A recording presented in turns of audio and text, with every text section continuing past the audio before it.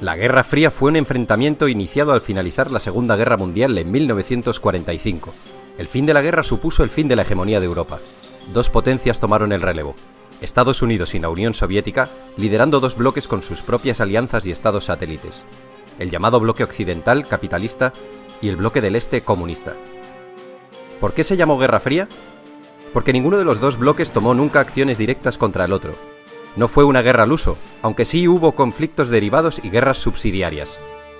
Las razones de este enfrentamiento fueron esencialmente ideológicas, políticas, económicas y propagandísticas.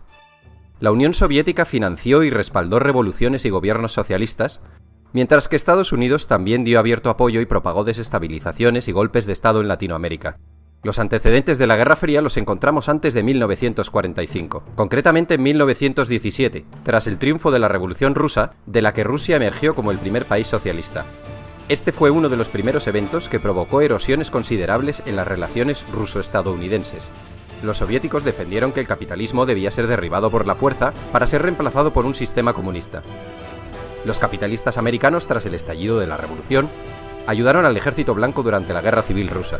Finalmente, las tropas del Ejército Rojo lideradas por Trotsky se hicieron con la victoria. Pero avancemos de nuevo a 1945, tras el fin de la Segunda Guerra Mundial. Conviene recordar que la Unión Soviética y Estados Unidos habían sido aliados para frenar los planes de Hitler. Antes de que acabase la guerra, se reunieron en Yalta. Joseph Stalin, Winston Churchill y Franklin Delano Roosevelt como jefes de gobierno de la URSS, del Reino Unido y de Estados Unidos respectivamente. La conferencia de Yalta tuvo su continuación con la conferencia de Potsdam, ya con Alemania totalmente rendida y Hitler muerto. Estas conferencias supusieron la división de Alemania en 4 zonas, una parte para cada país y otra para Francia. También se trataron asuntos sobre el desarme, desmilitarización, devolución de territorios anexionados por Alemania, la persecución de los militares de guerra nazis y la creación de las Naciones Unidas.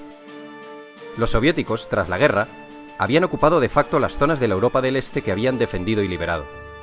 Para frenar esta expansión soviética, Estados Unidos ayudó con el Plan Marshall a salir de sus ruinas a Europa occidental y a la zona occidental de Alemania. Con el Plan Marshall los estadounidenses dieron enormes ayudas económicas a Europa. El plan estuvo operativo durante 4 años desde 1948. Los objetivos de Estados Unidos eran reconstruir aquellas zonas destruidas por la guerra, eliminar barreras al comercio, modernizar la industria europea y hacer próspero de nuevo al continente. Todos estos objetivos estaban destinados a evitar la propagación del comunismo, que tenía una gran y creciente influencia en la Europa de posguerra. Los detractores del Plan Marshall argumentaron que este era una muestra de imperialismo económico estadounidense. Los Estados Unidos promovieron la fundación de la OTAN, Organización del Tratado del Atlántico Norte, una alianza militar intergubernamental sellada en 1949. La organización constituía un sistema de defensa colectiva en la cual los Estados miembros acuerdan defender a cualquiera de sus miembros si son atacados por una facción externa. Las naciones rivales, para contrarrestar la fuerza de esta alianza, firmaron el Pacto de Varsovia en 1955. Finalmente, Berlín, Europa y el mundo quedaron divididos por el telón de acero. Esta expresión es de Churchill. En 1949, el Ejército Rojo de Mao Zedong se proclama vencedor de la Guerra Civil China tras derrotar a los nacionalistas del Kuomintang, que contaban con el respaldo de Estados Unidos. Inmediatamente, la Unión Soviética establece una alianza con los vencedores que habían creado un nuevo Estado comunista con la denominación de República Popular China. Al año siguiente, Stalin se vio sorprendido por la participación de tropas estadounidenses en la defensa de Corea del Sur, que había sido invadida por los comunistas de Corea del Norte. El alto el fuego llegó en 1953. Stalin había fallecido ese mismo año. Le sucederá Nikita Khrushchev. Volvamos al telón de acero en Europa. En los 5 años posteriores a la Segunda Guerra Mundial, un total de 15 millones de personas emigraron del este al oeste. Este hecho hizo que el bloque soviético llevara a cabo un bloqueo efectivo de la emigración en 1950. Hubo un control férreo de pasaportes para que la gente no se pasase de un bloque a otro. La frontera en Berlín, ciudad que estaba repartida, era un coladero, y muchas personas se pasaban del lado comunista al lado capitalista. Este hecho hizo que se construyese el Muro de Berlín en 1961. Conviene recordar que Alemania estaba dividida tras la guerra en 2 Alemanias: la República Federal Alemana con capital en Bonn y la República Democrática Alemana con capital en Berlín. Esta división del mundo en dos bloques se sostenía por el riesgo de que las potencias se aniquilasen unas a otras en una guerra nuclear, lo que obligó a ambos frentes a actuar con mucha cautela en las zonas más conflictivas. Solo en una ocasión estuvo a punto de estallar el conflicto, tras el derrocamiento del militar Batista en Cuba por parte de Fidel Castro. Estados Unidos trató de realizar una invasión de Cuba que fracasó.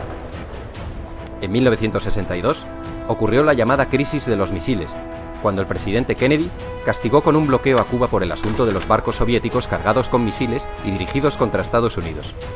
En el último momento, Khrushchev, jefe del partido y del gobierno soviético, cedió, y los barcos cambiaron de rumbo.